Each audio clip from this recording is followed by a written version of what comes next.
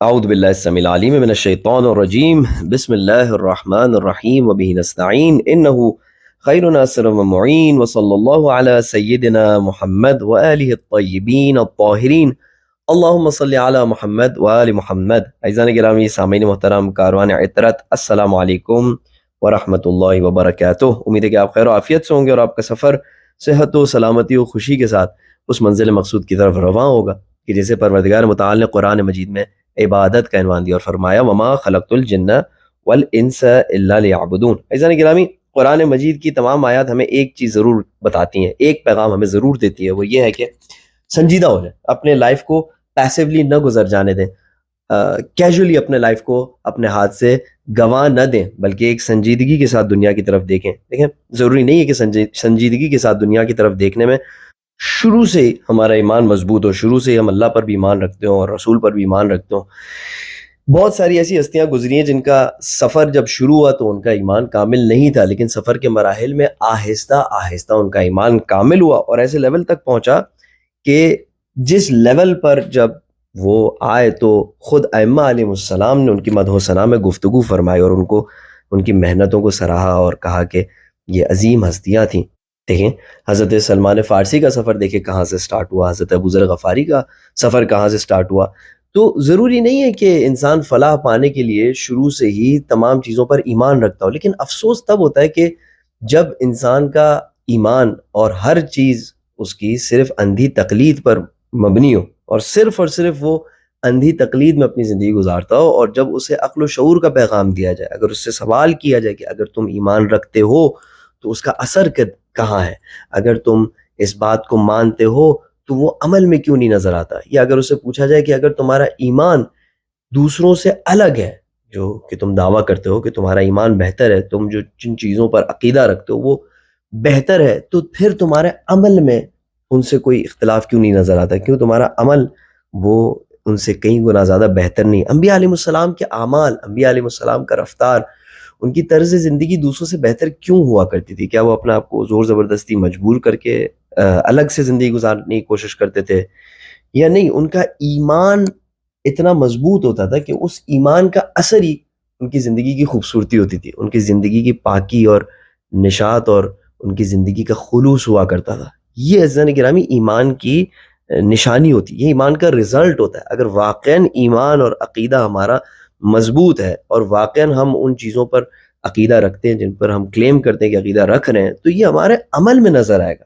تو گویا ہزار عقیدے رکھ کر عمل میں وہی کہ وہی رہنے سے بہتر یہ ہے کہ انسان ایک عقیدہ رکھے کہ وہ زندگی میں سنجیدہ ہو اور اس عقیدے کے رزلٹ کو اپنے زندگی میں دیکھے، اور دیکھے کہ صرف سنجیدگی زندگی میں انسان کو کہاں تک آگے لے جا سکتی ہے۔ دیکھیں، اگر کوئی شخص کسی دوسرے ملک میں ٹریول کرے تو وہ وہاں پر جب پہنچتا ہے تو شاید وہاں کے بادشاہ کو نہ جانے، شاید وہاں کی جو گورننس سسٹم ہے اس سے آشنا نہ ہو، اسے نہ پتا ہو کہ یہاں پہ پولیس کا سسٹم ہے یا کون سا سسٹم ہے، لیکن قطعاً اگر وہ دیکھے گا کہ ایک شہر ہے، ایک نظم برقرار ہے اور ایک طریقے سے چیزیں ہو رہی ہیں وہاں پر، تو یہاں پر کوئی نہ کوئی قانون ہوگا۔ ایسا نہیں ہوگا کہ لا قانونیت کی دنیا ہے اور میں جو چاہوں وہ کر سکوں، اور وہ اس ملک کے بادشاہ کو نہ جانتے ہوئے، اس ملک کے گورننس سسٹم کو نہ جانتے ہوئے، پولیس کو نہ جانتے ہوئے، قانون سے آشنا نہ ہوتے ہوئے بھی بیہیو کرے گا، اپنے آپ کو سنبھال کے رکھے گا، ان کاموں سے بچے گا کہ جس کی وجہ سے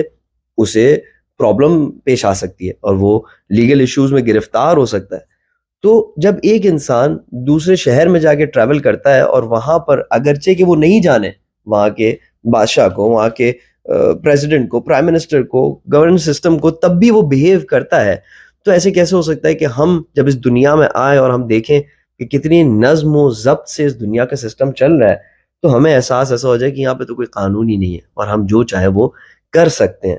ہو سکتا ہے کہ ہم شروع میں اپنے رب کو نہ جانیں، ہمارا عقیدہ مضبوط نہ ہو، لیکن لاقانونیت کا تو احساس ہمارے دل میں نہیں آئے گا نا کہ یہاں پر اب جو چاہے کر سکتے ہیں، ہماری مرضی ہے اور جو ہماری مرضی ہے وہی یہاں پر ہوگا۔ دیکھیں قرآن مجید کی آیت پڑھیں، اللہ سبحانہ و تعالیٰ باقاعدہ یہ سوال پوچھ رہا ہوتا ہے کہ کیا تمہاری مرضی اس دنیا میں چلنے والی ہے؟ کیا تم جو لکھو گے وہ ہوگا؟ کیا تم نے اس دنیا کا قانون بنایا ہے؟ اب اسی کو ذہن میں رکھتے ہوئے ہمیں اس بات پر غور کرنا ہوگا کہ اگر سنجیدگی سے زندگی کو گزارنا ہے تو قرآن مجید کو اللہ سبحانہ و تعالیٰ کے بارے میں معرفت حاصل کرنے کو آپشن نہیں رکھا جا سکتا ہے. عزیزان گرامی، افسوس ہو اس کی زندگی پر جس نے ان چیزوں کو آپشن سمجھ لیا. ایک چیز دنیا میں واضح ہے کہ موت آنی ہے، اور موت کے بعد انسان کی ہڈیاں بھی اس دنیا نے امانت کے طور پہ نہیں رکھنی ہے. انسان کی ہڈیاں خاک میں مل جانی ہے اور وہ خاک سے دوسری چیزیں بن جانی ہے. تو ہمارا سفر تو یہاں پر عارضی ہے نا. اب کیا کسی نے اس دنیا سے آ کر ہمیں گارنٹی دی ہے کہ وہاں پر کوئی مسئلہ نہیں ہے، کوئی پرابلم نہیں ہے، جیسے زندگی گزار رہے ہو ویسے گزارو اور کوئی ٹینشن نہیں ہے وہاں کی؟ نہیں عزیزان گرامی. تو بس وہاں پہ کم سے کم شک ہے. اور ہم دیکھتے ہیں کہ مختلف زمانے میں مختلف افراد نے آ کر ایک ہی پیغام دیا کہ اپنے آئندہ کے بارے میں سنجیدہ ہو جاؤ، قیامت کے بارے میں فکر مند ہو. اتنے سارے لوگ جو اتنے مختلف علاقوں میں آئے، اتنی مختلف زبانوں میں آئے، اور بہت سارے ان میں سے ایک دوسرے کو جانتے بھی نہیں تھے. یہ سب ایک ساتھ اتفاق تو نہیں کر سکتے نا انسانوں کو بیوقوف بنانے پر، کہ ہم اس کو کہتے ہیں تواتر. تواتر جو خبر متواتر ہوتی ہے، تو احادیث کے اقسام میں سے ایک قسم ہے خبر متواتر، جس میں ہم کہتے ہیں کہ اتنے سارے لوگوں نے رپورٹ کی ہے اس بات کو، اتنے سارے لوگوں نے بتائی ہمیں یہ بات. ممکن نہیں ہے کہ یہ سارے لوگوں نے جمع ہو کر ایک فیصلہ کیا ہوگا کہ چلو اب ہم اس جھوٹ کو آگے بڑھاتے ہیں. اسی طرح انبیاء علیہ السلام کی اگر ہم زندگی دیکھیں، ان کی لوکیشنز دیکھیں، ان کے زمانے کو دیکھیں، ممکن نہیں اتنے سارے لوگ جو ہیں وہ آپس میں مل کر انہوں نے کوئی پلان بنایا ہو انسانوں کو غلط باتیں بتانے کا. بس یہ ہمیں بتاتی ہے کہ ایک بہت ہی کٹھن مرحلہ ہمیں پیش آ سکتا ہے مرنے کے بعد، اور موت ہماری کنفرم ہے. بس ہمارے لیے قرآن مجید، بس ہمارے لیے اللہ سبحانہ و تعالیٰ کی معرفت کو حاصل کرنا، اہل بیت علیہ السلام کے کلام کے ساتھ آشنائی، یہ سیکنڈ نمبر پہ کیسے آ سکتی ہیں؟ یہ ایک ہمارے لیے آپشن کیسے بن سکتا ہے؟ ایسے کیسے ہو سکتا ہے کہ یہ ہم اس کو ایک آپشن کی طرح رکھیں اور پھر اپنے آپ پر ہم نہ ہنسیں کہ یہ ہم اپنے ساتھ کیا کر رہے ہیں؟ اب جیسے کہ ہم نے پچھلی ریکارڈنگ میں بھی آپ سے عرض کیا کہ اہل بیت علیہ السلام نے اللہ سبحانہ و تعالیٰ نے ہدایت کے مقام پر الفاظ پر بھروسہ کیا، اور الفاظ کا ان کے معانی کے ساتھ ایک مضبوط رشتہ ہے کہ جس پر کائنات کا 99% نظام چل رہا ہوتا ہے. آج آپ جو لکھت پڑھت ہے وہ اگر دنیا سے نکال لیں باہر، جتنی گفتگو ہے تو اس کو دنیا سے باہر نکال لیں، تو یہ دنیا کا نظام کیسے چلے گا؟ ہم آپس میں کس طریقے سے مختلف چیزوں کو آگے بڑھا سکیں گے؟ یہ وہ رشتہ ہے لفظ اور اس کے معنی کا کہ جس پر ہم بھی بھروسہ کرتے ہیں، اور لہٰذا اللہ سبحانہ و تعالیٰ نے بھی فرمایا کہ خلق الانسان علمہ البیان، انسان کو ہم نے بیان کرنا سکھایا، گفتگو سکھائی اور بولنے کا طریقہ ہم نے سکھایا. یا پہلی سفارش اللہ سبحانہ و تعالیٰ کی حضور اکرم صلی اللہ علیہ وآلہ وسلم کو ہے کہ اقرأ بسم ربک الذی خلق، پڑھو اپنے رب کے نام سے کہ جس نے تمہیں خلق کیا. یا فرمایا کہ نون والقلم وما یسطرون، قسم ہے قلم کی اور قسم ہے اس چیز کی کہ جو لکھتے ہیں. عزیزان گرامی، اتنی تاکید پڑھنے پر، لکھنے پر، گفتگو پر. اور پھر ہم دیکھتے ہیں کہ ہدایت کے امر میں تمام ہمارے پاس چاہے احادیث کی شکل میں ہو، چاہے قرآن مجید کی شکل میں ہو، سب کے سب الفاظ ہیں. تو ایسے کیسے ہو سکتا ہے کہ ہم آپس کے بات چیت میں، آپس کی گفتگو میں تو اپنے الفاظ اور ان کے معنی کے بیچ کے حرمت کے قائل ہوں اور ہرگز ان کو الگ نہ کریں؟ مثلا میں اگر آپ سے کہوں کہ تھینک یو، تو آپ تھینک یو کا مطلب سمجھیں گے. اگر خدا نہ خواستہ میں نے آپ سے کوئی بری بات کی، آپ برا مطلب سمجھیں گے. تو اپنے بیچ ہم الفاظ اور ان کے معنی کے حرمت کا خیال رکھتے ہیں اور اس کی عزت کرتے ہیں، اس رشتے کی. لیکن جب اللہ سبحانہ و تعالیٰ کی کتاب کی بات ہے، جب اہل بیت علیہ السلام کے کلام کی بات ہے، تو وہاں پر ہمیں شک و شائبہ ڈیولپ ہو جاتا ہے کہ نہیں، ایسا تو نہیں کہ انہوں نے کچھ کہا اور مطلب اور کچھ ہو، انہوں نے کچھ فرمایا اور مطلب کچھ اور. ایسے کیسے ہو سکتا ہے؟ کوئی حکیم کسی لیول پہ ایسا کام کر سکتا ہے کہ وہ بھی ہدایت کرنے کے لیے جہاں پر صاف اور شفاف الفاظ استعمال کرنے چاہیے، وہاں پر وہ اپنی حکمت کا مظاہرہ ایسا کرے کہ ایسی گفتگو بیان کرے جو ایک دم مبہم گفتگو، جس سے کچھ نہ سمجھ میں آتا ہو اور جو کلیئر نہ ہو، اور اس کو سمجھنے کے لیے وہ صرف چند افراد دنیا میں ہو جو اس گفتگو کو سمجھ. کیا ایسا کوئی حکیم ایسے کام کو انجام دے سکتا ہے؟ آپ خود بتائیں. آپ اپنے آپ سے سوال پوچھیں، کیا ایسے حکیم کی حکمت پہ شک نہیں ہوگا اگر اس نے ہدایت کے مقام پر مبہم الفاظ استعمال کیے؟ ہاں، اگر ہماری لاجک کا پیٹرن چینج ہو گیا ہے اور ہمیں نہیں سمجھ میں آ رہا ہے، تو اس کا یہ مطلب نہیں ہے کہ اب ہم اس کو چھوڑ ہی دیں اور اس کی طرف ہم آگے ہی نہ بڑھیں یہ سوچ کے کہ کتاب مبہم ہے. نہیں، ہماری لاجک میں ابہام آیا ہوا ہے، ہمارے ذہنوں پر پردے پڑے ہوئے ہیں. ہمیں حقیقت کی تلاش ہی نہیں ہے، ہمیں سنجیدگی کا احساس ہے ہی نہیں. ہمیں جتنی دنیا کی فکر ہے، دنیا کے چند دن کی زندگی کی فکر ہے، اتنی آخرت کی ہمیشگی کی زندگی کی فکر ہی نہیں ہے. ہمیں جتنے اپنے آباء و اجداد کے سکھائے ہوئے دین کی فکر ہے، اتنی کسی اور چیز کی فکر ہی نہیں ہے. تو لہٰذا شاید ہم بہانہ تراشی کرتے ہوں کہ کتاب ہماری سمجھ میں نہیں آتی، الفاظ ہمیں سمجھ میں نہیں آتی، الفاظ ہمارے سمجھنے کے لیے ہیں ہی نہیں. زندگی گرامی سنجیدگی سے قرآن مجید میں غور کریں، دیکھیں اللہ سبحانہ وتعالیٰ کیا فرماتا ہے. بہرحال ہم اس جملے تک پہنچے جہاں پر امام علیہ السلام نے اللہ سبحانہ وتعالیٰ کے بارگاہ میں عرض کیا کہ اللہم انی اتقرب الیک بذکرک. تو یہاں پر ہم نے یہ سمجھنا چاہا کہ تقرب کا معنی کیا ہے. پروردگار میں تقرب حاصل کر رہا ہوں تیری جانب تیرے ذکر کے ذریعے. تقرب کا عزیزان گرامی ہم نے آپ کی خدمت میں اگر جو معنی بتایا اس کا خلاصہ بیان کرے تو اللہ سبحانہ وتعالیٰ کے مزاج کے ساتھ ہماری مزاج کی ہم آہنگی. اور تفصیل سے آپ کی خدمت میں عرض کیا کہ جب قربت ڈیولپ ہوتی ہے، اللہ سبحانہ وتعالیٰ سے نزدیکی ہوتی ہے، تو انسان اللہ سبحانہ وتعالیٰ کے رنگ میں رنگ جاتا ہے اور اس کو آہستہ آہستہ وہی چیزیں اچھی لگنے لگتی ہیں جو خدا کو پسند ہیں، اور وہی چیزیں بری لگنے لگتی ہیں جو خدا کو نہیں پسند ہیں. تو ان موضوعات پر ہم نے تفصیلی گفتگو کی، اور آج ہم آپ کی خدمت میں انشاءاللہ اس دوسرے لفظ کے بارے میں کچھ گفتگو عرض کریں گے، آپ کی خدمت میں پیش کریں گے، جو ذکر ہے، یعنی اللہم انی اتقرب الیک بذکرک. عزیزان گرامی جب ہم زندگی میں کسی چیز سے آشنا ہوتے ہیں اور اس کے بعد پھر اس چیز کو بھول جاتے ہیں، اور اس کے بعد اگر کوئی ہمیں آ کے اسی چیز کے بارے میں بتائے تو ہم یہ نہیں کہیں گے کہ تم نے ہمیں کوئی نئی بات بتائی، کوئی نئی چیز سکھائی، بلکہ ہم کہیں گے کہ تم نے ہمیں یاد دلا دیا. یہ یاد دلانا اس ذکر کا مطلب ہے. جب ہم کہتے ہیں کہ ذکر یا تذکرہ یعنی یاد کرنا، جو غفلت حاصل ہوئی تھی پہچان کے بعد، اس غفلت کو دور کر کے دوبارہ کسی چیز کو ایکٹیولی نظر میں رکھنا اور اس کے اوپر توجہ کرنا، اسے کہتے ہیں ذکر. مثال کے طور پر اگر کوئی کسی شخص کا نام بھول چکا ہو، پہلے نام یاد تھا اب بھول گیا ہے، اور اب اگر دوبارہ اس کو وہ نام یاد آ جائے یا کوئی اگر اسے نام یاد دلا دے تو اس کے اندر ذکر کی حالت پیدا ہو گئی اس نام کے متعلق.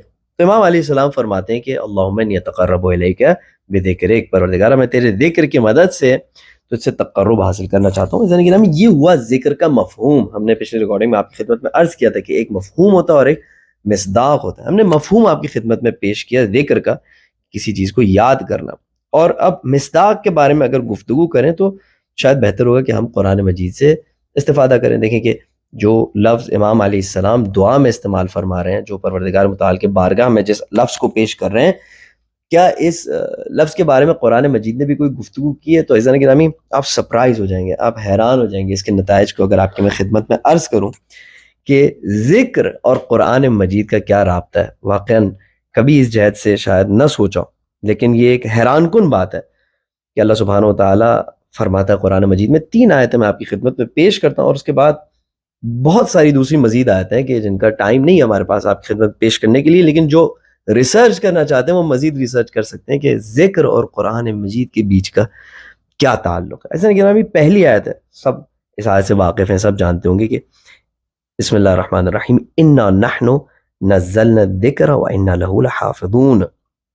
بے شک ہم نے نازل کیا ذکر کو اور بے شک ہم اس کے محافظ ہیں، اس کی پاسداری کریں گے. ایسا نہیں گرامی یہاں پر آپ قرآن مجید کو کھولیں، دیکھیں ترجموں میں کیا لکھا ہوا ہے، اور اگر عربی عبارت سے آپ واقف ہوں تو یہاں پر ذکر کا مطلب ہے قرآن مجید. یعنی اللہ سبحانہ وتعالیٰ فرما رہا ہے کہ ہم نے قرآن کو نازل کیا اور ہم خود ہی اس کی حفاظت کریں گے. بس یہاں پر ذکر کا ایک بڑا مصداق، یعنی ذکر تو ایک مفہوم ہے نا، یاد آوری ہو جانا، کسی کو کچھ یاد آ جانا، کسی کا کچھ یاد کر لینا.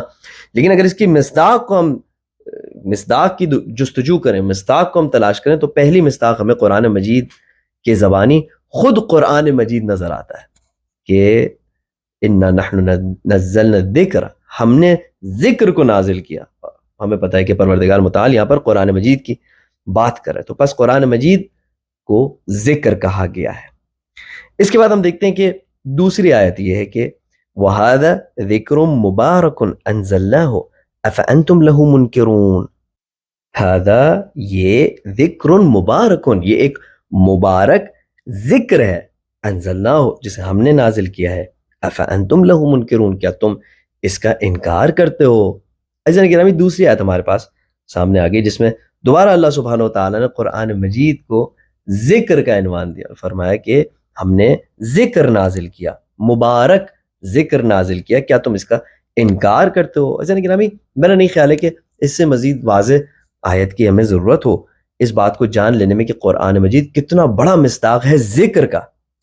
لیکن آپ کی خدمت میں مزید ایک اور بھی آیت عرض کر دیتے ہیں کہ اگر ذرا بھی شک و شبہ ہو تو وہ بالکل دل سے نکل جائے۔ ہم چاہتے ہیں کہ بات بالکل کلیئر آپ کی خدمت میں پہنچے۔ دیکھیں میں کوشش کرتا ہوں کوئی خواب ہو، خیال ہو، ایسی بات کہ جس کو آپ وجداناً خود درک نہ کر سکیں وہ آپ کی خدمت میں پیش نہ کروں۔ بہت ساری حدیثیں، بہت ساری باتیں ہیں جو میں آپ کی خدمت میں پیش کر سکتا ہوں اپنے بات کے سپورٹ کے لیے، لیکن بات وہ کرنی چاہیے کہ جو مخاطب کو سمجھ میں آئے اور وہ اسے خود ایویلویٹ کر سکے۔ ہاں میں یہ بات مان سکتا ہوں کہ ہو سکتا ہے گفتگو مشکل ہو، گفتگو ڈیپ ہو، لیکن میں آپ کو اس کا وعدہ کرتا ہوں کہ اگر آپ ایک دن کاغذ اور قلم لے کے بیٹھیں اور گفتگو کے بیچ میں لنک بنانا چاہیں تو یہ لنک ہمیشہ آپ کو نظر آئے گی، اور انشاءاللہ گفتگو کے ہر مرحلے پر آپ کو وہ انفارمیشن دی گئی ہے کہ جس کو آپ براحتی بآسانی ویریفائی کر سکتے ہیں، آپ اس کو سرچ کر سکتے ہیں، آپ اس کو دیکھ سکتے ہیں، اور بہت آسانی کے ساتھ وہ آپ کو حاصل ہوگی، اور انشاءاللہ بات میں کوئی جھول نظر نہیں آئے گا۔ لیکن اگر پھر بھی کوئی پرابلم ہوتی ہے تو کامنٹ سیکشن ہے، ہمارا گروپ ہے، آپ کبھی بھی ہمیں میسج کر سکتے ہیں۔ تو ایک اور آیت میں آپ کی خدمت میں عرض کرتا ہوں کہ جس سے اب کلیئر ہو جائے کہ قرآن مجید اور ذکر کا کیا رشتہ ہے، کہ وَمَا عَلَّمْنَاهُ الشِّعْرَ، اور ہم نے انہیں شعر و شاعری نہیں سکھائی، وَمَا يَنبَغِي لَهُ، اور نہیں یہ ان کی شایان شان ہے کہ انہیں شعر و شاعری سکھائی جائے۔ ان ہوا الا ذکر وقرآن مبین، یہ تو صرف اور صرف ذکر ہے اور واضح قرآن ہے۔ بس یہاں پر تو بات پوری طرح سے واضح ہو گئی کہ اللہ سبحانہ و تعالیٰ نے جا بجا قرآن مجید میں ذکر کا عنوان قرآن مجید پر اطلاق کیا اور فرمایا کہ قرآن مجید ذکر ہے۔ ایسا نہیں گرامی بہت انٹرسٹنگ گفتگو میں آپ کی خدمت میں کرنے جا رہا ہوں، میں مطمئن ہوں کہ آپ اس گفتگو کو انجوائے کریں گے اور اس سے بہت کچھ ہمیں انشاءاللہ حاصل ہوگا، اور جنہوں نے یہاں تک ہمت کی ہے سننے کی تو ایک تو پروردگار متعال ان کو شاد آباد رکھے، اور دوسرا ہے کہ انشاءاللہ آپ اس گفتگو سے خالی ہاتھ ہرگز نہیں جائیں گے۔ تو عزیزان گرامی یہاں تک ہمیں یہ بات واضح ہو گئی کہ امام علیہ السلام فرما رہے ہیں کہ اللہم انی اتقرب الیک بذکرک، پروردگارہ میں تجھ سے تقرب حاصل کرنا چاہ رہا ہوں۔ وہ تمام ڈسکشن کو اپنے ذہن میں لائیں جو ہم نے تقرب کے حوالے سے کی۔ میں تجھ سے تقرب حاصل کرنا چاہ رہا ہوں، اس تقرب کو حاصل کرنے کے لیے کس چیز کی مدد لے رہا ہوں؟ تیرے ذکر کی مدد لے رہا ہوں۔ ذکر کے مفہوم کو ہم نے سمجھا، یعنی یاد دہانی، اور اس کے بعد جب ہم نے مصادیق کی جستجو کو آغاز کیا تو سب سے بڑا مصداق جو ہمیں ذکر کا نظر آیا وہ قرآن مجید ہے، اور شاید ان آیات کی جانب ہماری توجہ نہیں تھی۔ ہم نے 3 ایسی آیتیں آپ کی خدمت میں بیان کی کہ جس سے باقاعدہ طور پر واضح ہو گیا کہ اللہ سبحانہ و تعالیٰ فرماتا ہے کہ ذکر قرآن مجید ہے اور قرآن مجید ذکر ہے، بلکہ آخری آیت میں تو اللہ سبحانہ و تعالیٰ فرماتا ہے کہ ان ہوا الا ذکر و قرآن مبین، یہ اس کے سوا اور کچھ ہے ہی نہیں۔ اگر یہ کچھ ہے تو ذکر ہے اور قرآن مبین ہے، یعنی واضح قرآن ہے۔ اب دیکھیں کتنی تاکید کے ساتھ اللہ سبحانہ و تعالیٰ بار بار ذکر کے لفظ سے ہمیں قرآن مجید کی جانب منتقل کر رہے ہیں۔ سادے سے سادے الفاظ میں اگر ہم کہنا چاہیں تو کم سے کم یہ ہے کہ اللہ سبحانہ و تعالیٰ چاہ رہے ہیں کہ ذکر کے ساتھ قرآن مجید کا نام ایسوسیٹڈ ہو۔ اب عزیزان گرامی توجہ فرمائے گا، بہت امپورٹنٹ بات میں آپ کی خدمت میں عرض کرنا چاہ رہا ہوں۔ دیکھیں مقدمے میں ہم نے کہا کہ اکثر و بیشتر پروردگار متعال ہم سے ایک ہی چیز چاہتا ہے کہ ہم سنجیدہ ہو جائیں۔ اگر ہم سنجیدہ ہو گئے، اگر ہم نے چیزوں کو سیریسلی لیا تو خود بخود حقیقت کی طرف آ جائیں گے، اور اگر نہیں لیا تو ایمان پر ظاہری طور پر ہوتے ہوئے بھی ہمارا بیڑا غرق ہو جائے گا۔ اب یہاں پر میں آپ سے ایک سوال کرتا ہوں، اپنے آپ سے ایک سوال کرتا ہوں کہ اگر امام علیہ السلام دعا میں فرما رہے ہیں کہ پروردگارہ میں تجھ سے تقرب حاصل کرنے کے لیے تیرے ذکر کی مدد لے رہا ہوں، اور اگر ہمیں واضح طور پر پتہ چل گیا کہ ذکر کی سب سے بڑی مصداق قرآن مجید ہے، تو عزیزان گرامی کیا ہمارے لیے ممکن ہے کہ قرآن مجید سے دور رہ کر، قرآن مجید سے غافل رہ کر، قرآن مجید سے ہجرت کر کے، قرآن مجید کو نگلیکٹ کر کے ہم اس دعا کے نتیجے کو کبھی حاصل کر سکیں؟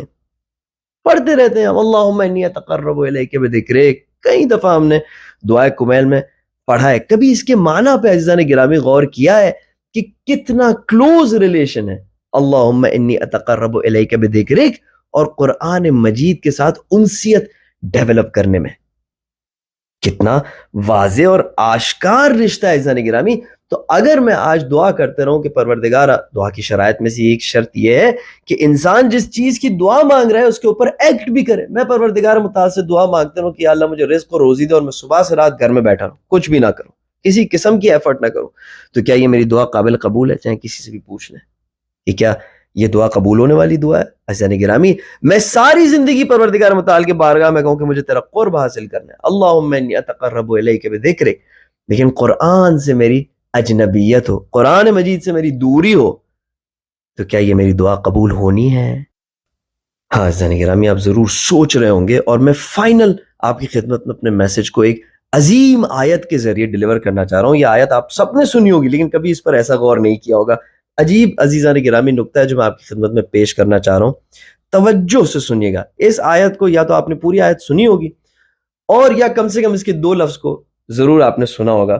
اس میں اللہ سبحانہ وتعالیٰ فرماتا ہے کہ وَلَقَدْ يَسَّرْنَا الْقُرْآنَ لِلذِّكْرِ، اور اس میں کوئی شک نہیں ہے کہ ہم نے قرآن مجید کو ذکر کے لیے آسان بنا دیا. اگلا جملہ سنیے گا عزیزان گرامی، فَهَلْ مِن مُدَّكِرٍ، کیا کوئی ہے جو ذکر حاصل کرنا چاہے؟ عزیزان گرامی، خداوند متعال کی کتاب پکار رہی ہے، پروردگار متعال پکار رہا ہے کہ میں نے ذکر کے لیے، جس کا نتیجہ قربت ہے، میں نے تمہاری غفلتیں دور کرنے کے لیے قرآن کو آسان بنایا. وَلَقَدْ يَسَّرْنَا الْقُرْآنَ لِلذِّكْرِ، یعنی ذکر کی ہدف سے اگر قرآن کو پڑھو گے تو تمہارے لیے قرآن بہت آسان ہوگا. ہاں، اگر اپنی منمانی کرنے کے لیے قرآن کو پڑھو گے، اگر صرف اور صرف دوسروں کو سبق سکھانے کے لیے قرآن مجید کو پڑھو گے یا اپنی مجالس کو بہتر بنانے کے لیے صرف قرآن کو پڑھو گے تو پھر شاید قرآن مبہم لگے، کیونکہ قرآن مجید کا ہدف یہ ہے کہ وَلَقَدْ يَسَّرْنَا الْقُرْآنَ لِلذِّكْرِ، قرآن مجید کو ہم نے آسان اس کے لیے بنایا ہے جو خود اپنے آپ کو غفلت سے اٹھانا چاہے، بیدار کرنا چاہے، یا واقعاً دوسروں کو صدق دل سے غفلت سے بیدار کرنا چاہے، نہ وہ کہ جو دوسروں کو ٹونٹ کرنا چاہے، تانا دینا چاہے، صرف دوسروں کے اوپر اپنی جیت کا اظہار کرنا چاہے، اس کے لیے نہیں ہے. وَلَقَدْ يَسَّرْنَا الْقُرْآنَ لِلذِّكْرِ، ہم نے قرآن مجید کو ذکر کے لیے، کہ جسے امام علیہ السلام نے فرمایا اللہم انی اتقرب الیک بذکرک، جس کا نتیجہ تقرب ہے، آسان بنا دیا. بے شک لقد استعمال ہوا ہے، بے شک ہم نے آسان بنایا. اب اگلا جملہ عزیزان گرامی سنیے گا اور دیکھیں آپ کو کوئی دوسرا جملہ یاد آتا ہے اس جملے کے سننے کے بعد، آپ کو کوئی دوسرا مشہور جملہ یاد آتا ہے، فَهَلْ مِن مُدَّكِرٍ، کوئی ہے جو کہ اپنے اندر ذکر کی حالت کو ایجاد کرنا چاہے، کوئی ہے جو غفلت سے بیدار ہونا چاہے. عزیزان گرامی، حل من کا جملہ آپ نے کئی دفعہ سنا ہوگا، اور خاص کر کے مصائب ابا عبداللہ علیہ السلام کے جب بیان ہوتے ہیں تو کہا جاتا ہے کہ آخری وقت میں ابا عبداللہ علیہ السلام نے فرمایا حل من ناصر ینصرنا. دیکھیں وہاں پر بھی ابا عبداللہ علیہ السلام خاندان عصمت کے چشم و چراغ ہو کر، وہاں پر بھی اہل بیت علیہ السلام صدا دے رہے ہیں، فریاد دے رہے ہیں کہ حل من ناصر ینصرنا، کوئی ہے جو ہماری مدد کرے. اور یہاں پر قرآن فریاد کر رہا ہے حل من مدکر، کوئی ہے جو مجھ سے وہ فائدہ حاصل کرے کہ جس کے لیے مجھے پروردگار متعال نے نازل کیا. تو عزیزان گرامی، یہ دونوں مظلوم ہیں. اگر قیامت کے دن، کئی دفعہ میں نے آپ کی خدمت میں وہ آیت پیش کی کہ جس میں حضور اکرم صلی اللہ علیہ وآلہ وسلم باقاعدہ شکایت کریں گے. قیامت کے دن رحمت للعالمین اپنے قوم سے شکایت کریں گے، اور اس قوم میں ہم شامل ہیں. ہم تو بطریق اولا شامل ہیں، کوئی شامل ہو یا نہ ہو ہم تو اس میں شامل ہیں، کیونکہ حضور اکرم صلی اللہ علیہ وآلہ وسلم فرمائیں گے ان قوم اتخذوا، میری قوم نے، میری قوم میں ہم تو ضرور شامل ہیں نا، اتخذوا هذا القرآن مہجورا، ہجرت کر کے خوشی سے اس قرآن سے چلے گئے. کوئی انہیں یاد دلاتا تھا تو اس کو سننا چھوڑ دیتے تھے، کوئی اگر انہیں بتاتا تھا تو اس کی آواز بند کر دیتے تھے، کسی صورت میں حاضر نہیں تھے قرآن مجید کی طرف آئے. قرآن مجید کھول کے انہیں زیادہ گھبراہٹ ہوتی تھی قرآن مجید بند کرنے سے. عجیب و غریب حالات میں گرفتار تھے. شیطان نے بھی کیسے زبردست جگہ پر اپنا ہدف لیا ہوا ہے کہ ہرگز ہمیں قرآن مجید سے آسانی سے نزدیک نہیں ہونے دیتا. عزیزان گرامی، یہ وہ آیات ہیں جو قرآن مجید اپنے بارے میں بیان فرماتا ہے وَلَقَدْ يَسَّرْنَا الْقُرْآنَ لِلذِّكْرِ. کر لے کوئی چیلنج اس آیت کو. کچھ لوگوں نے کہا ہے کہ اللہ سبحانہ وتعالیٰ فرمایا کہ ہم نے حفظ کرنے کے لیے، ذکر سے مطلب حفظ کرنا ہے، میمورائزیشن کرنے کے لیے قرآن مجید کو آسان بنا دیا ہے. ایک تو قرآن مجید میمورائزیشن کے لیے اتنا آسان ہے نہیں. دوسری بات یہ کہ تو پھر یہاں جو آپ ذکر کا مطلب لے رہے ہیں کہ میمورائزیشن، تو پھر وہ ہر جگہ پہ جہاں پر قرآن مجید میں ذکر اللہ سبحانہ وتعالیٰ فرمائے وہاں پر آپ میمورائزیشن کا معنی لے لیں. جیسے کہ ہم نے پچھلی آیتیں آپ کی خدمت میں پیش کی کہ انا نحن نزلنا الذکر وانا لہ لحافظون، ہم نے میمورائزیشن نازل کی. یا وہذا ذکر مبارک، یہ ایک مبارک میمورائزیشن ہے. سینس کوئی سینس میک کرتا ہے. تو عزیزان گرامی، ہزاروں راستے ہیں قرآن مجید سے دور رہنے کے لیے، ایک راستہ نہیں ہے قرآن مجید سے نزدیک ہونے کے لیے. عزیزان گرامی، یہ تھا وہ بیان جو میں آپ کی خدمت میں پہنچانا چاہ رہا تھا اس جملے کے حوالے سے کہ اللہم انی اتقرب الیک بذکرک. عزیزان گرامی، کوئی لفاظی نہیں ہے اس میں، کسی قسم کی کوئی عجیب و غریب بات میں نے آپ کو پیش نہیں کیا. میں نے تو اپنا چہرہ بھی اس آڈیو کے ساتھ منسلک نہیں کیا، کیونکہ میں اس کو اب لائق ہی نہیں سمجھتا اس بات کے کہ اتنی عظیم دعاؤں کے ساتھ یہ چہرہ ایسوسیٹڈ ہو. لیکن آپ کی خدمت میں جو بات پیش کی اس پر سوچیں، غور کریں، دیکھیں اللہ سبحانہ وتعالیٰ کیا فرما رہا ہے، یہ کنکلوژن کہاں سے آیا. آپ کو تقرب کا معنی میں نے آپ کی خدمت میں پیش کیا، آپ کی خدمت میں ذکر کا معنی میں نے قرآن مجید سے پیش کیا. اب اگلی بات یہ نکلی کہ اللہم انی اتقرب الیک بذکرک. اب اگر امام علیہ السلام فرما رہے ہیں کہ میں تقرب حاصل کرنے کے لیے ذکر کی مدد لیتا ہوں، جس کا سب سے بڑا مصداق قرآن ہے، تو کیسے ہو سکتا ہے کہ آپ تقرب حاصل کریں ذکر سے دور رہ کر؟ اچھا، اب ذکر سے نزدیک ہونا کیا ہے؟ قرآن مجید نے خود اپنے بارے میں کیا انسٹرکشنز دیے ہیں کہ مجھ سے اگر قریب ہونا ہے تو کیا کرو. وہ ایک الگ گفتگو ہے زن گرامی، وہ اگر اس پہ میں گفتگو کرنے لگوں تو قطعاً ہمارے موضوع سے باہر ہوگی. لیکن جہاں تک ہم اپنے موضوع سے دور نہیں رہے، جو کہ شرح ترجمہ دعائے کمیل ہے، اور جہاں تک ہم اس جملے پر ہی اسی کو سمجھانے کے لیے آپ کی خدمت میں پوری اپنی کوشش کر رہے ہیں، تب تک مجھے اجازت ہے کہ میں جو چاہوں آپ کی خدمت میں عرض کروں. تو عزیزان گرامی، فائنل کلام آپ کی خدمت میں یہ کہ اگر کوئی چاہتا ہے کہ پروردگار متعال کا قرب حاصل کرے اور پروردگار متعال کے مزاج کے ساتھ اس کے مزاج کی ہم آہنگی ہو، اب اس کو محنت نہ کرنی پڑے اس بات پر، انہی ابتدائی لیول پر نہ رہے بندگی کی جس میں وہ ہر وقت اپنے آپ کو حرام سے بچاتا رہے، ہر وقت اپنے آپ کو حلال کی طرف زبردستی لے جاتا ہوا پائے، بلکہ پروردگار متعال کی پسند اور ناپسند اس کی پسند اور ناپسند بن جائے. تو یہ دعائے کمیل کے اس جملے کے نتیجے میں قرآن مجید کے بغیر ہرگز ممکن نہیں ہے. خوب عزیزان گرامی، یہاں تک اس جملے کے حوالے سے ہمارا میسج کنوے ہو گیا. اب ہم آتے ہیں دوسرے جملے کی طرف، جس میں امام علیہ السلام فرماتے ہیں وَاسْتَشْفِعُ بِكَ إِلَىٰ نَفْسِكَ، کہ یعنی پروردگارہ اور تجھے ہی تیرے حضور میں اپنا سفارشی بناتا ہوں، یعنی اللہم انی اتقرب الیک بذکرک، پروردگارہ تیرے ذکر کے ذریعے میں تیری قربت حاصل کرنا چاہتا ہوں. وَاسْتَشْفِعُ بِكَ إِلَىٰ نَفْسِكَ، اور تیرے ہی سفارش کو تیرے بارگاہ میں پیش کرنا چاہتا ہوں. یعنی اس قربت میں اگر میرے اپنے اعمال اور حالات کی وجہ سے تو نے کوئی رکاوٹ کھڑی کی ہے تو میں تجھے ہی تیرے بارگاہ میں شفیع ٹھہراتا ہوں. میں کہتا ہوں پروردگارہ اس قربت کو حاصل کرنے کے لیے اس رکاوٹ کو دور فرما دے. بس یہاں پر ہم نے پہلے پروردگار متعال کے بارگاہ میں عرض کیا کہ ہم محنت کیا کریں. اللہم انی اتقرب الیک بذکرک، ہم تیرے ذکر کے ذریعے محنت کر رہے ہیں تیری قربت حاصل کرنے کے لیے. اور ہم کیا کر رہے ہیں؟ محنت کرنے کے بعد ہم تیرے بارگاہ میں ایک شفیع پیش کر رہے ہیں. وَاسْتَشْفِعُ بِكَ إِلَىٰ نَفْسِكَ، ہم تیرے ہی ذات کو تیرے بارگاہ میں شفاعت کے لیے پیش کر رہے ہیں. وَأَسْأَلُكَ بِجُودِكَ، تیسرا جملہ، پروردگارہ ہم تجھ سے سوال کر رہے ہیں تجھے تیرے جود اور سخاوت کا واسطہ دے کر. عزیزان گرامی، یہاں پر دو باتیں ہم نے ڈسکس کرنی ہوں گی. ایک تو یہ کہ اس جملے کا پچھلے والے جملے سے کیا ریلیشن ہے، وہ ہم انشاءاللہ ڈسکس کریں گے. لیکن اس سے پہلے ہمیں ایک بہت امپورٹنٹ موضوع پہ آپ کی خدمت میں ریسرچ کا ایک ٹاپک پیش کرنا ہے. ہم ایک امپورٹنٹ ٹاپک پر یہاں پر ریسرچ کر سکتے ہیں، اور بہت آسان ہوگی یہ ریسرچ، کوئی بہت زیادہ اس میں ضروری نہیں کہ مہارت حاصل ہو. اس ریسرچ کا ایک تو خود نتیجہ جو نکلے گا وہ اہم ترین نتیجہ ہوگا، اس میں کوئی شک نہیں ہے کہ وہ شاید سب سے امپورٹنٹ نتیجہ ہو. اور دوسری بات یہ کہ اس ریسرچ کی وجہ سے ہماری اپنی جو اہل بیت علیہ السلام کی دعاؤں کے ساتھ انسیت ہے وہ بڑھے گی.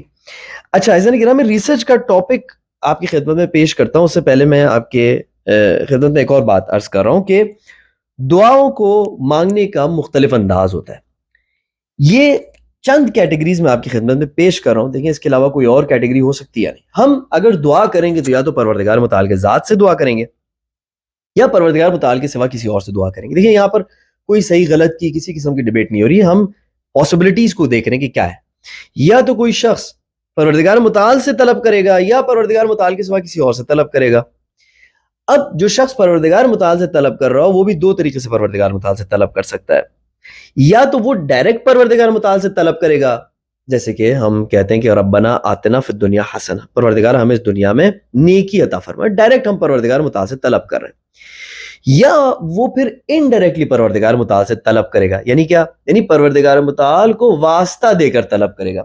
اس کی بھی دو صورتحال بن سکتی ہے. یا تو وہ پروردگار متعال کو اس کی اپنی ذات کا واسطہ دے کر طلب کرے گا, جیسے ہم نے یہاں پر اللہ سبحانہ وتعالیٰ کے بارگاہ میں عرض کیا کہ وَأَسْأَلُكَ, یعنی ہم تجھ سے سوال کرتے ہیں پروردگار. تو یہاں پر ہم غیر خدا سے سوال نہیں کر رہے, خدا سے سوال کر رہے ہیں. لیکن اس کے بعد ہم نے عرض کیا کہ بجودک, واسطے کے ذریعے سوال کر رہے ہیں, اور پروردگار متعال کے اپنے جود کا واسطہ پروردگار متعال کو دیا. تو یہاں پر اللہ سبحانہ وتعالیٰ کو اس کی اپنی ذات کا واسطہ پیش کیا. یا ہم کہتے ہیں کہ مثلا اللہم انی اسألک بحق محمد وآل محمد, یہاں پر بھی ہم نے پروردگار متعال سے ڈائریکٹ سوال کیا ہے لیکن محمد وآل محمد کا واسطہ دے کر, یا ہم قرآن کا واسطہ دے کر, قرآن مجید کا واسطہ دے کر سوال کرتے ہیں. تو یہ چار کیٹیگریز ہمارے پاس دعا مانگنے کے سلیقے کی آتی ہے. یا تو ہم خداوند متعال کے سوا کسی اور سے دعا مانگ رہے ہیں, الفاظ کی بات ہو رہی ہے, انٹینشنز کی بات نہیں ہو رہی. یا ہم پروردگار متعال سے خود سے دعا مانگ رہے ہیں. جو پروردگار متعال سے دعا مانگ رہے ہیں وہ یا ڈائریکٹ اللہ سبحانہ وتعالیٰ سے مانگی جا رہی ہے بغیر کسی واسطہ دیے ہوئے, یا تو پروردگار متعال کو کوئی واسطہ دے کر یہ دعا طلب کی جا رہی ہے.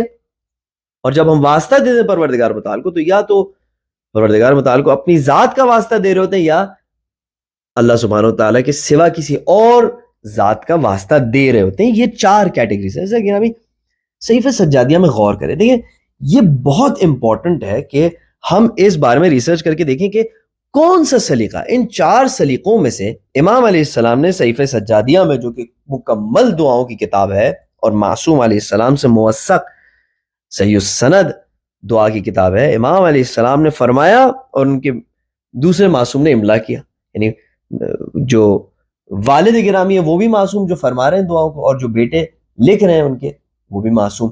اتنی موثق دعا میں ہمیں یہ ضرور دیکھنا ہوگا کہ کون سا دعا کا سلیقہ امام علیہ السلام نے کثرت سے انتخاب کیا, کون سا دعا کا سلیقہ قلت سے انتخاب کیا, اور کون سے دعا کے سلیقے کو انتخاب ہی نہیں فرمایا.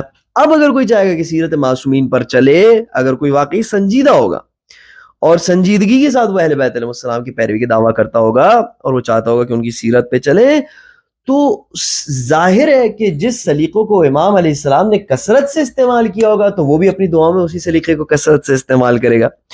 جس سلیقے کو امام علیہ السلام نے قلت سے استعمال کیا ہوگا وہ بھی اس سلیقے کو قلت سے استعمال کرے گا, وہ اس کو کم کر دے گا, اس سلیقے سے دعا مانگنے کو کم کر دے گا. اور اگر امام علیہ السلام نے دعا کے کسی سلیقے کو بالکل چھوڑا ہوا ہے اور اس کی طرف وہ گئے نہیں ہے تو وہ بھی اس کو چھوڑ دے گا. ایسا نہیں گرامی, یہ ایک منطقی بات میں نے آپ کی خدمت میں پیش کی. چار سلیقے دعا مانگنے کے آپ کی خدمت میں پیش کیے. صحیفہ سجادیہ دعا کا منبع اور ماخذ آپ کے سامنے موجود ہے, جس میں کوئی شک نہیں ہے.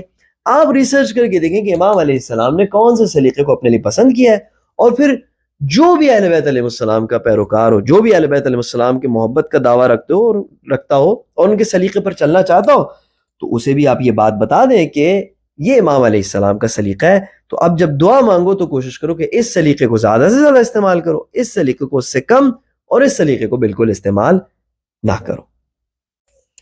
خوب عزیزان گرامی, اب ہم اس موضوع کو ڈسکس کرنا چاہیں گے کہ ان جملات کا آپس میں کنیکشن کیا. لیکن اس سے پہلے ہم اگلے جملے کو بھی پڑھ لیتے ہیں اور اس کے بعد ایک مجموعی طور پر ان تمام جملات کے سیاق کا جائزہ لیں گے. اگلا جملہ یہ ہے کہ ان تدنینی من قربک, یعنی پروردگارا واسألک بجودک, میں تجھ سے سوال کر رہا ہوں تیرے جود کا واسطہ دے کر. کس چیز کو سوال کر رہا ہوں؟ ان تدنینی من قربک, کہ تو مجھے اپنا قرب عطا فرمائے. دیکھیں قرب کا لفظ دوبارہ تکرار ہوا ہے, اور اس کے بعد وان توزعنی شکرک, اور مجھے مستقل طور پر تیرے شکر کرنے کی توفیق عطا فرما. وان تلہمنی ذکرک، اور اپنے ذکر کو میرے قلب پر الہام فرما۔ عزیزان گرامی، یہاں پر اب ہم اگر سیاق کو دیکھنا چاہیں تو ہم دیکھتے ہیں کہ سب سے پہلے بندہ اپنی اس محنت کو پروردگار متعال کے بارگاہ میں پیش کر رہا ہے جو اس نے انجام دیے۔ یعنی جب وہ کہتا ہے کہ اللہم انی اتقرب الیک بذکرک، تو گویا وہ پروردگار متعال کے بارگاہ میں عرض کر رہا ہے کہ اے میرے معبود، اے میرے پالنے والے، مجھے تیرے قرب حاصل کرنے کا شوق بہت ہے، اور میں چاہتا ہوں کہ تیرا قرب حاصل کروں، اور اس کے لیے میں ایک محنت انجام دے رہا ہوں، اور وہ یہ ہے کہ میں تیرے ذکر کا سہارا لے رہا ہوں۔ اچھا، اس کے بعد بندے کو پتا ہے کہ اس کی محنت رنگ نہیں لانے والی، اس کی محنت کافی نہیں ہے، اسی لیے وہ پروردگار متعال کے بارگاہ میں اسی چیز کو حاصل کرنے کے لیے ایک شفیع پیش کرتا ہے، شفاعت طلب فرماتا ہے پروردگار متعال سے، کہ وہ کہتا ہے کہ وَاسْتَشْفِعُ بِكَ إِلَىٰ نَفْسِكَ، اور اسی چیز کو حاصل کرنے کے لیے، تیرے قرب کو حاصل کرنے کے لیے تیری ذات کو تیرے بارگاہ میں شفیع ٹھہراتا ہوں۔ بس اپنی محنت انجام دی، پروردگار متعال کی ذات پر بھروسہ کیا اور اس کو شفیع قرار دیا، اور تیسرے مرحلے پر اب اپنی دعا کو بیان کرتا ہے، پروردگارا میں تجھے تیرے جود کا واسطہ دیتا ہوں، اسألک بجودک، کہ تو مجھے ان تدنی یعنی من قربک، تو اس چیز کی جس کی میں محنت کر رہا ہوں، کہ تیرے ذکر کے ذریعے جسے میں حاصل کرنا چاہ رہا ہوں، تو بھی مجھے اس کے قریب فرما، تو بھی مجھے اس بات کی لیاقت دے، تو بھی مجھے اس بات کی سعادت دے کہ میں تیرے ذکر کے قریب آ سکوں۔ بس بندہ اپنے محنت کا اقرار کر رہا ہے، ساتھ ساتھ پروردگار متعال کی بارگاہ میں سفارش کر رہا ہے، ساتھ میں دعا بھی طلب کر رہا ہے کہ اسے اس مشن میں کامیابی حاصل ہو جو قرب حاصل کرنا چاہ رہا ہے پروردگار متعال۔ کتنی امپورٹنٹ چیز ہے عزیزان گرامی، کتنا اہتمام کیا جا رہا ہے دعا میں اس چیز کو حاصل کرنے کے لیے، کتنی مہم چیز ہوگی کہ ہو سکتا ہے جس سے ہم کتنے غافل ہوں۔ قرب پروردگار متعال حاصل کرنا، قرب کا ذکر کے ساتھ کنیکشن، پروردگار متعال کے بارگاہ میں اس کی ذات کو شفیع کے طور پر پیش کرنا، اور پھر پروردگار متعال کو اس کے جود کی قسم دے کر، اس کے جود کا واسطہ دے کر سوال کرنا کہ قربت حاصل ہو، اور اس کے بعد اللہ سبحانہ وتعالیٰ کے بارگاہ میں ہم عرض کرتے ہیں کہ وَأَن تُوزِعَنِي شُكْرَكَ، پروردگارہ مستقل طور پر ہمیں شکر کرنے کی توفیق عطا فرما، وَأَن تُلْهِمَنِي ذِكْرَكَ، پروردگارہ میں تیرے ذکر سے بار بار غافل ہو جاتا ہوں، میری یہ کمزوری ہے، بہت جلد میں ڈسٹریکٹ ہو جاتا ہوں، بھول جاتا ہوں تجھے یاد کرنا، پروردگارہ تو اپنے ذکر کو میرے سینے پر، میرے دل پر الہام فرما۔ دیکھیں عزیزان گرامی، کتنی امپورٹنٹ چیز ہے کہ ہر جہت سے اس کو سیکیور کیا جا رہا ہے، اپنی محنت بھی بیان کی جا رہی ہے، شفاعت بھی طلب کی جا رہی ہے، دعا بھی مانگی جا رہی ہے، اور اس کے بعد پروردگار متعال سے بھی درخواست ہے کہ تو خود غفلت کے موقعوں پر اس ذکر کو میرے دل پر الہام فرما۔ یعنی جب میں اپنے زندگی کا قیمتی وقت ضائع کر رہا ہوں، جب میں عجیب و غریب چیزوں میں کہ جس کا میری زندگی کے نہ دنیاوی ایسپیکٹ سے نہ اخروی ایسپیکٹ سے اس کا کوئی تعلق نہیں ہے، پروردگار میں ان چیزوں میں اپنا ٹائم جب ضائع کر رہا ہوں تو تو اپنے ذکر کو میرے قلب پہ الہام فرما، مجھے خود بخود یاد آ جائے کہ مجھے قرآن مجید سے مانوس ہونے کی کتنی ضرورت ہے، کتنی ضرورت ہے اس بات کی کہ میں قرآن مجید کو کھولوں، اس میں تدبر کروں۔ یہی تو وہ وقت ہے جسے میں کسی بیکار کام میں ضائع کر دے رہا ہوں، یہی وقت کو میں اس کام میں لگا سکتا ہوں، پروردگارہ میں غافل ہو جاتا ہوں، تو میرے دل پر اس کو الہام فرما۔ عزیزان گرامی، یہ بہت ضروری ہے کہ ہم خود اپنے وقت کو اپنے کنٹرول میں لیں۔ بہت ساری جگہوں پر ہم کھڑے ہو کر اپنا ٹائم ضائع کر رہے ہوتے ہیں، بیٹھ کر ٹائم ضائع کر رہے ہوتے ہیں، وہاں پر تو ہم کسی چیز میں اپنے آپ کو انٹرٹین بھی نہیں کر رہے ہوتے، یعنی محض کسی لائن میں انتظار کرنا، کسی جگہ پر بیٹھنا، کسی سفر میں اپنا ٹائم گزارنا۔ عزیزان گرامی، پروردگار متعال نے بہترین موبائل کی نعمت ہمیں عطا فرمائی ہے، اس کے اندر بہترین قرآن مجید کے مختلف اپلیکیشنز موجود ہیں، مختلف ترجمہ کے ساتھ موجود ہے۔ اگر کسی کو ضرورت ہو تو مجھ سے رابطہ کریں، میں آپ کو وہ قرآن مجید کی اپلیکیشن بتاؤں گا جس میں کم سے کم 11 اردو کے ترجمے موجود، 15 انگلش کے ترجمے موجود ہیں۔ اب اس میں پھر کیا بہانہ بچتا ہے کسی کے پاس اپنے وقت ضائع کرنے کا اور قرآن مجید سے اپنے آپ کو کنیکٹ نہ کرنے کا؟ ایک ترجمہ سمجھ میں نہیں آ رہا، دوسرے ترجمہ دیکھ لیں، دوسرے سے تشفی حاصل نہیں ہو رہی، تیسرا دیکھ لیں، چوتھا دیکھ لیں، یعنی مگر اللہ سبحانہ و تعالیٰ نے اس سے زیادہ ہم سے کوئی چیز طلب کی ہے۔ وہ جو اسکالر ہو وہ اس کو خود عربی آتی، وہ عربی عبارت دیکھے قرآن مجید کی، اس کو سمجھ میں آتی، لیکن اگر ترجمے کا کوئی فائدہ نہ ہوتا تو اتنے 15-20 ترجمے ہزاروں زبانوں میں کیوں ہوئے ہوتے قرآن مجید کے؟ وہ بھی تو علماء ہی تھے نا جنہوں نے ترجمہ کیا۔ انہیں بھی تو سمجھ ہوتی کہ اس کا کوئی فائدہ نہیں ہے تو ہم کیوں اس کام کو انجام دیں. تو بس اگر ترجمہ کیا ہے تو اس کا فائدہ ہے. اگر آپ کو عربی عبارت سمجھ میں نہیں آتی تو آپ قرآن مجید کے ترجمے کو دیکھیں اور عربی عبارت پڑھیں. عربی عبارت پر جب تک آپ مسلط نہیں ہوں گے، جب تک عربی عبارت سے آپ کی انسیت اور الفت ڈیولپ نہیں ہوگی، تو قرآن مجید سے آپ کی یاد دہانی کیسے ہوگی؟ کتنا کام بچا ہوا ہے قرآن مجید کے جانب. لیکن یاد رکھیے گا، امام علیہ السلام فرماتے ہیں کہ سب سے چھوٹا راستہ وہ راستہ ہے کہ جو کوئی تیرے سمت اختیار کرے. تمام محنتوں کا بدلہ ہزاروں ہزار گنا زیادہ ملتا ہے. یہ دنیا کے سسٹم کی طرح نہیں ہے کہ جس میں اگر آپ محنت 2000 گنا کریں تو آپ کو ریوارڈ جو ہے اس کے 1% بھی نہیں ملتا.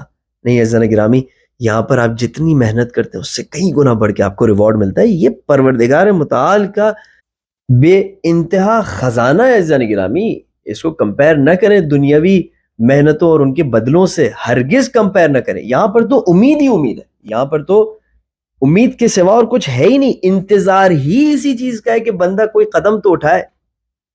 انتظار ہی اسی چیز کا ہو رہا ہے کہ کوئی حرکت تو کرے، کوئی بہانہ تو پروردگار متعال کو ملے اس کو ترقی دینے کا، اس کو کمال تک پہنچانے کا. وَأَن تُلْهِمَنِي ذِكْرَكَ، پروردگارہ جس وقت میں غافل ہو جاؤں، جب میں کہیں کھڑا اپنا ٹائم ضائع کر رہا ہوں، بیٹھا بیٹھا اپنا ٹائم ضائع کر رہا ہوں، تو مجھے یاد دلا. میں قرآن مجید کو باہر نکالوں، اپنے موبائل پر دیکھوں اور اس میں غور و فکر کروں اور سنجیدگی کے ساتھ تیری اس کتاب کے ساتھ انس اور الفت قائم کرنا چاہوں. پروردگار اللہم انی اسألک السؤال خاضع متدلل خاشع. پروردگارہ میرا تجھ سے مانگنے کا انداز، میرا تجھ سے سوال کرنے کا انداز ایک جھک کر تواضع، ذلت اور خوف کے ساتھ مانگنے والے کا انداز ہے پروردگارہ. اور میں چاہتا ہوں کہ تو میرے ساتھ مسامحے کے ساتھ، یعنی میرے حساب کتاب میں مجھ پر ہلکا ہاتھ رکھے اور مجھ پر رحم فرماتے ہوئے مجھے اپنا قرب عطا فرمائے، مجھے اپنے بندگی کے کمالات کے مراحل میں آگے لے جائے. وتجعلنی بقسمک راضیا قانعا. پروردگارہ تو خصلتیں میں تجھ سے طلب کرتا ہوں کہ ایک رزق و روزی کے حوالے سے مجھے راضی اور قانع فرما دے. وفی جمیع الاحوال متواضعا، اور ہر حال میں مجھے اپنے سامنے تواضع کے ساتھ رکھ. عزیزان گرامی، اسی کے ساتھ گفتگو کا یہ سیشن بھی اختتام پذیر ہوا چاہتا ہے. اپنی دعا میں یاد رکھیے گا، اپنا خیال رکھیے گا. سبحان ربک رب العزت عما یصفون وسلام علی المرسلین والحمد للہ رب العالمین. السلام علیکم ورحمۃ اللہ وبرکاتہ.